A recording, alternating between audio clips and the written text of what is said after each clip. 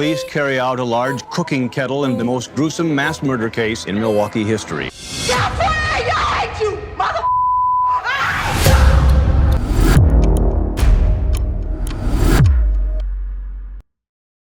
On a quiet summer evening in 1991, the police received a call that would lead them to one of the most horrific discoveries in criminal history. Behind the door of a small apartment in Milwaukee, they found a scene straight out of a nightmare.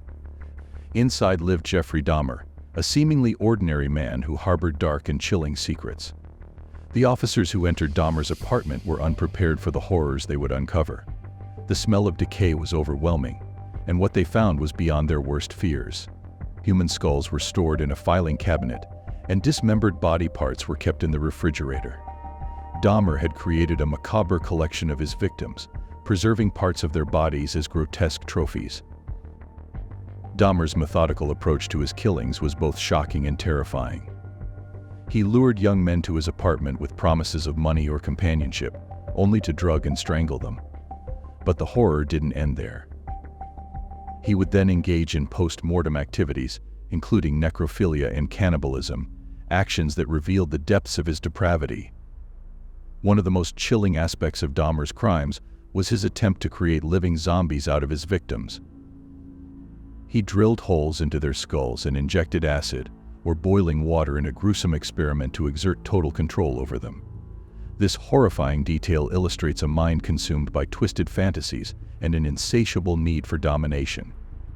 The question that still haunts many is how a person could commit such monstrous acts while maintaining a facade of normalcy. How did Jeffrey Dahmer become the monster that terrorized Milwaukee, and what drove him to such extremes? The answers may be as disturbing as the crimes themselves. Jeffrey Lionel Dahmer was born on May 21, 1960, in Milwaukee, Wisconsin. He was the first child of Lionel and Joyce Dahmer. From the very beginning, Jeffrey's life was marked by difficulty and instability. His father, Lionel, was a research chemist who worked long hours, and his mother, Joyce, struggled with depression and various other health issues. Joyce's mental health problems often left her bedridden and unable to care for Jeffrey properly. When Jeffrey was just 4 years old, he had a double hernia operation. This experience was traumatic for him and marked the beginning of a series of events that would affect his mental state. Before surgery, he was a lively, energetic child. Afterward, he became quiet and withdrawn, showing little interest in typical childhood activities. As Jeffrey grew older, his fascination with dead animals became more apparent. This began innocently enough, with him showing interest in animal bones. He would collect animal carcasses from the road and take them into the woods behind his house to dissect them. His father, Lionel, thought this was a scientific curiosity and even showed him how to bleach and preserve the bones. Neither Lionel nor Joyce realized the dark turn this interest would take. Jeffrey's school life was difficult. He was shy and had trouble making friends. Other children often bullied him because of his odd behavior. He was known to perform pranks and act out in ways that made him an outsider. His parents' constant arguing and eventual divorce only added to his feelings of isolation. When Lionel moved out in 1978, Jeffrey was left alone with Joyce, whose mental health was deteriorating rapidly. She would often retreat to her bed, leaving Jeffrey to fend for himself.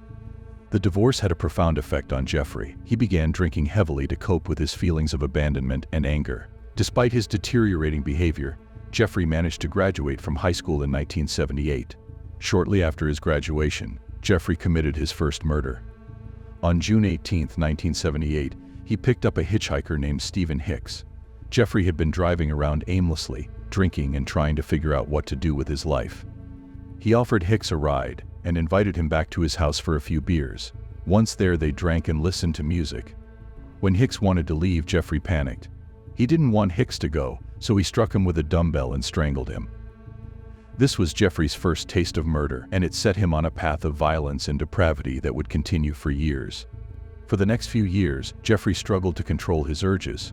He enrolled at Ohio State University, but dropped out after one semester due to poor grades and his increasing alcohol abuse. His father, desperate to find some direction for him, forced Jeffrey to enlist in the Army. In January 1979, he was sent to Fort McClellan in Alabama for basic training, and later he was stationed in Baumholder, West Germany, as a combat medic. Jeffrey's time in the Army was marked by further alcohol abuse and erratic behavior. His drinking problem worsened, and he was eventually deemed unsuitable for military service. Unable to support himself, Jeffrey was forced to return to Ohio to live with his father. Living with Lionel and his new wife, Shari, did little to curb Jeffrey's destructive behavior. He continued to drink heavily and showed little interest in finding a job or pursuing any form of productive activity. His father and stepmother grew increasingly concerned and eventually decided that Jeffrey should live with his grandmother in West Allis. In West Allis, Jeffrey's behavior initially seemed to improve. He attended church with his grandmother and followed her house rules. However, his dark urges continued to grow. In 1987, Jeffrey's killing spree began in earnest. He met Stephen Tuomi at a bar in Milwaukee and lured him to a hotel room. There, Jeffrey claimed he had no memory of the actual murder. But when he awoke, Tuomi was dead. Panicking, Jeffrey bought a large suitcase and used it to transport Tuomi's body back to his grandmother's house, where he dismembered it and disposed of the remains. It was the beginning of a series of killings that would continue for the next several years. He developed a pattern. He would lure young men to his apartment with promises of money, alcohol, or companionship. Once there, he would drug them, strangle them, and engage in various acts of necrophilia and cannibalism. His need for control and domination over his victims drove him to commit increasingly horrific acts. Between 1987 and 1991, Jeffrey's killing spree escalated. He moved into an apartment at 924 North 25th Street in Milwaukee, which became the site of his most notorious crimes. His apartment was filled with the tools of his gruesome trade: handcuffs, knives, and power tools. He took Polaroid photographs of his victims at various stages of dismemberment, creating a macabre collection of his atrocities. One particularly gruesome case was that of Anthony Sears, whom Jeffrey met in March 1989. Sears was an aspiring model and had no idea what awaited him when he agreed to go back to Jeffrey's apartment. After killing Sears, Jeffrey kept his skull and genitals as trophies, preserving them in acetone and storing them in a filing cabinet. This marked the beginning of Jeffrey's practice of preserving body parts as macabre mementos. In May 1990, Jeffrey met Raymond Smith, another victim who would fall prey to his horrific desires. Smith was a 32-year-old prostitute whom Jeffrey lured to his apartment with the promise of $50 in exchange for his company. Once there, Jeffrey drugged Smith with sleeping pills and strangled him. Afterward, he took Polaroid pictures of Smith's lifeless body in various poses, further feeding his dark fantasies. Jeffrey's behavior grew increasingly erratic and dangerous. He began experimenting with different methods to exert control over his victims. One particularly chilling method involved drilling holes into his victims' skulls and injecting hydrochloric acid or boiling water into their brains in an attempt to create living zombies who would be entirely submissive to his will. These experiments were both grotesque and horrific, and they highlight the depths of Jeffrey's depravity. The murders continued with disturbing regularity. In September 1990, he met Ernest Miller, a 22-year-old aspiring dancer. Jeffrey lured Miller to his apartment with the promise of money for posing for photographs. Once there, Jeffrey drugged and strangled him. He then dismembered Miller's body, keeping his heart, biceps, and portions of his legs in the freezer to consume later. The remains were disposed of in acid, a practice that Jeffrey would use frequently.